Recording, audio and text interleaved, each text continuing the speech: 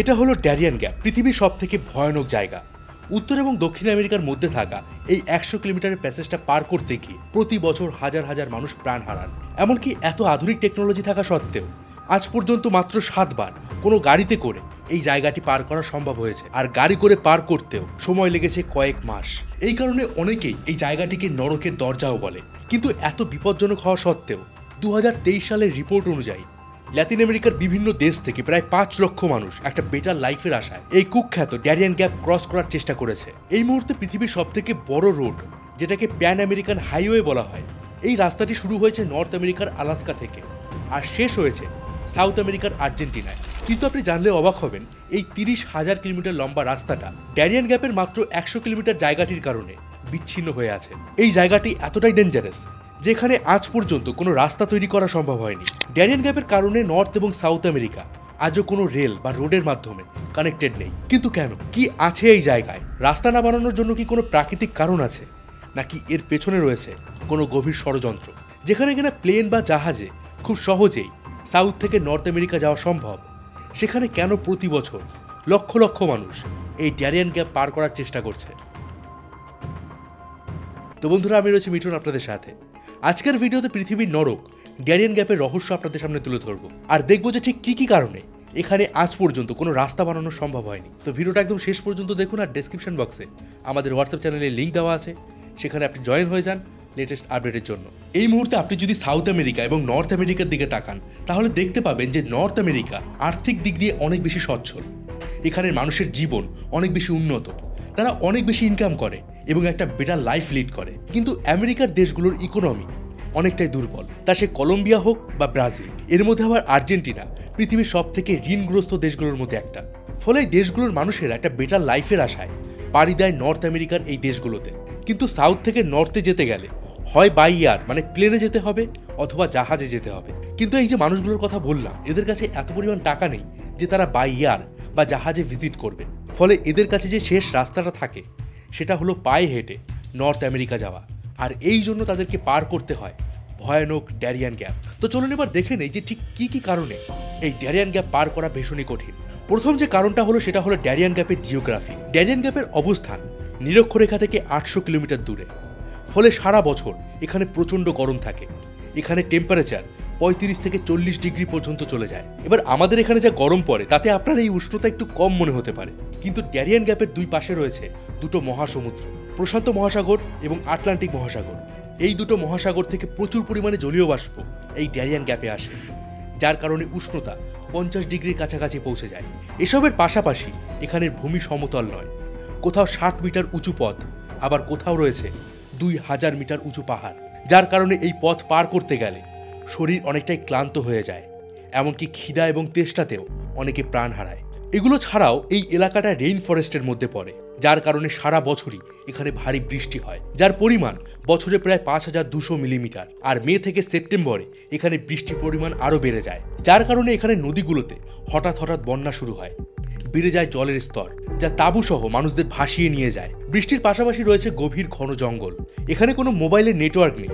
এই গভীর জঙ্গলে রাস্তা খুঁজতে যে আপনি গুগল ম্যাপসে ব্যবহার করবেন, সেটাও সম্ভব নয়। এই ধস নামা, অতিরিক্ত বৃষ্টি এবং স্যাঁতস্যাঁতে কাদার মধ্যে পায়ে হেঁটে পথ চলা, এতে আপনার গলা তেষ্টায় শুকিয়ে যাবে।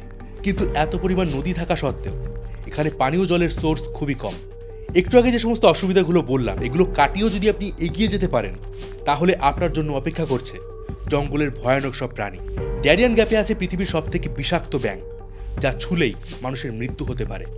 আছে বিষাক্ত সাপ, বিষাক্ত কাঁকড়া বিছে, বিষাক্ত মাকড়সা।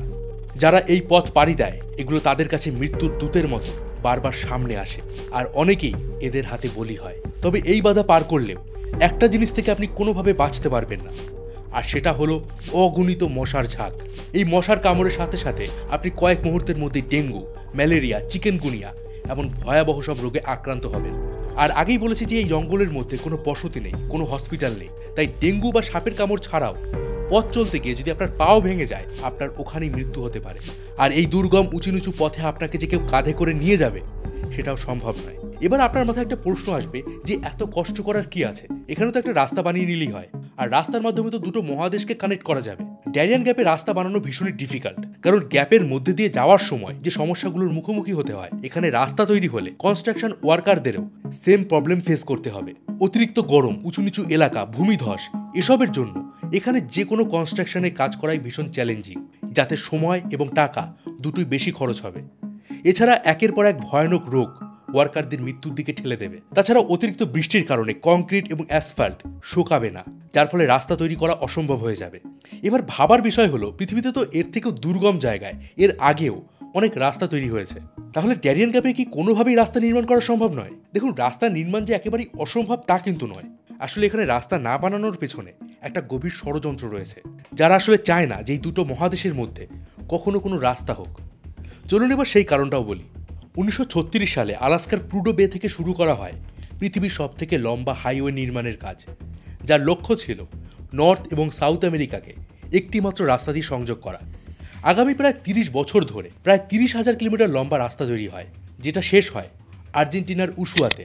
কিন্তু ঠিক ড্যারিয়ান গ্যাপের 100 কিলোমিটার জায়গাটিতে কোনো রকম রাস্তা নির্মাণের কাজ হয়নি, যার পেছনে ছিল আমেরিকা এবং পানামার হাত। তারা কখনো চায়নি যে ড্যারিয়ান গ্যাপে রাস্তা নির্মাণ হোক। এবার প্রশ্ন হলো কেন? 1890 সালের দিকে পানামা কোনো স্বাধীন দেশ ছিল না, এটা ছিল কলম্বিয়ার একটা অংশ। কিন্তু অবাক করার বিষয় হলো, এই ড্যারিয়ান গ্যাপের কারণে কলম্বিয়ার সাথে পানামার কোনো ল্যান্ড কানেকশন ছিল না। এটা এক প্রকার কলম্বিয়ার একটা আইল্যান্ড ছিল।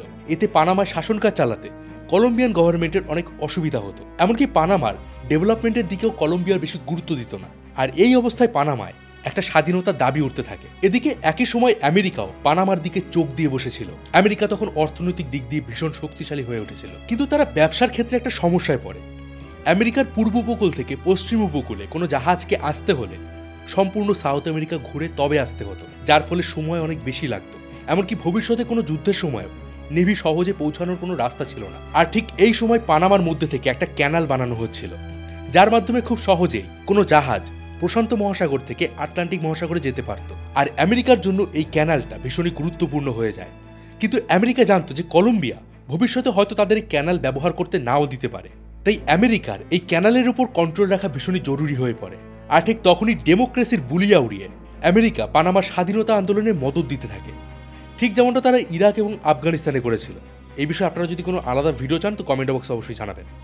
তো আমেরিকা এই সময় পানামার ভিতরে যে ন্যাশনালিস্ট দল ছিল তাদের পিছনে কোটি কোটি টাকা ঢালতে থাকে।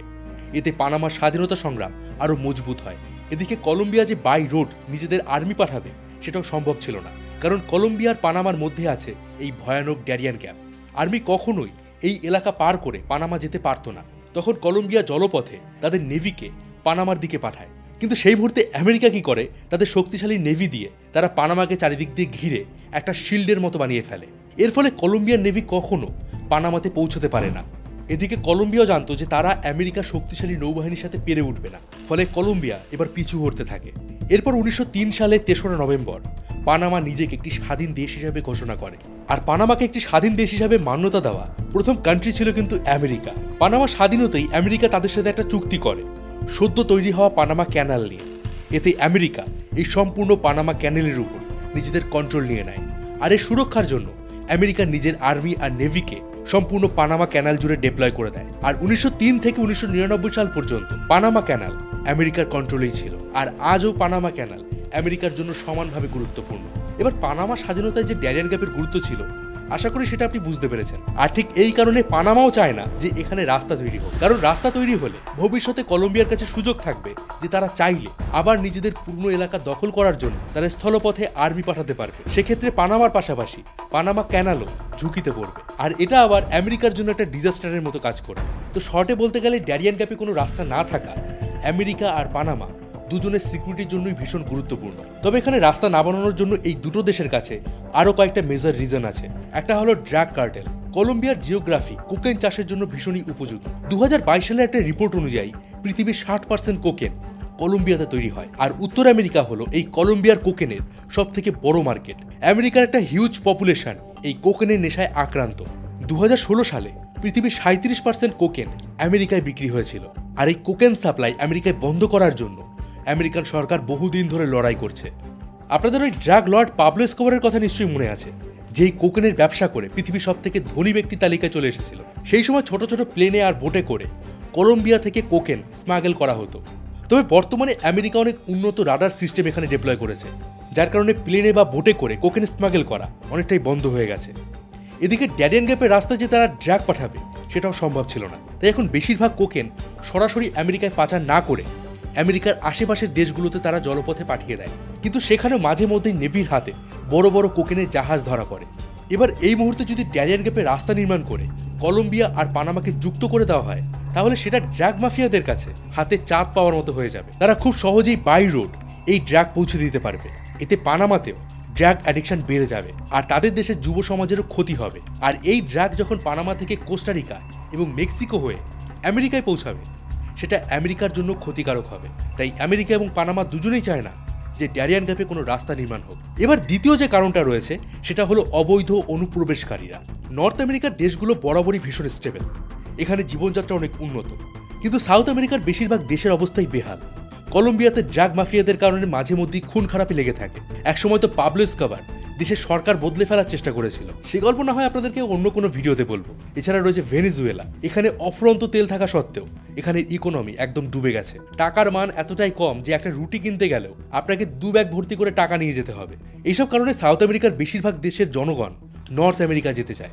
এমনকি আমেরিকায় বসতি করার জন্য আফ্রিকা এবং এশিয়া থেকেও বহু মানুষ প্রথমে সাউথ আমেরিকার দেশগুলোতে আসে, কারণ সাউথ আমেরিকার দেশগুলোতে ভিসা প্রসেস অনেকটাই ইজি নর্থ আমেরিকার দেশগুলোর তুলনায়। এবার এত পরিমাণ মাইগ্রেন্টস যদি আমেরিকা পৌঁছায়, তাহলে আমেরিকার ইকোনমি ভীষণভাবে ক্ষতিগ্রস্ত হবে। অলরেডি 2022 সালে প্রায় 5.5 লক্ষ মানুষ এই ভয়ানক ড্যারিয়ান গ্যাপ ক্রস করে নর্থ আমেরিকা পৌঁছে গেছে। 2022 সালের একটা রিপোর্ট অনুযায়ী আমেরিকা মেক্সিকো বর্ডারের কাছে প্রায় 22 লক্ষ অবৈধ অনুপ্রবেশকারীকে অ্যারেস্ট করেছে। ভাবতে পারছেন, 22 লক্ষ। আর যদি এখানে রাস্তা তৈরি হয়ে যায়, তাহলে এই মাইগ্রেন্টের সংখ্যা আরও কয়েক গুণ বেড়ে যাবে। তাই আমেরিকা চায় না যে ড্যারিয়ান গ্যাপে কোনো রাস্তা নির্মাণ হোক, যার কারণে এই দুটো মহাদেশের মধ্যে আজও কোনো রাস্তা নেই। আচ্ছা, আপনি কি জানেন ইউরোপ এবং আফ্রিকার মধ্যে মাত্র 14 কিলোমিটারের দূরত্ব, কিন্তু তাও এই দুটো মহাদেশের মধ্যে কোনো ব্রিজ নেই। এখানে কেন ব্রিজ নেই, এই প্রশ্নের উত্তর পাওয়ার জন্য দেখুন আমাদের এই ভিডিওটা, লিংক ডেসক্রিপশন বক্সে দেওয়া আছে। এবার আপনি আমাকে একটা প্রশ্নের উত্তর দিন। যদি আপনাকে একটা টিকিট দেওয়া হয় কলম্বিয়া যাওয়ার, আর আপনাকে বলা হয় ড্যারিয়ান গ্যাপ ক্রস করতে, তাহলে আপনি কি করবেন?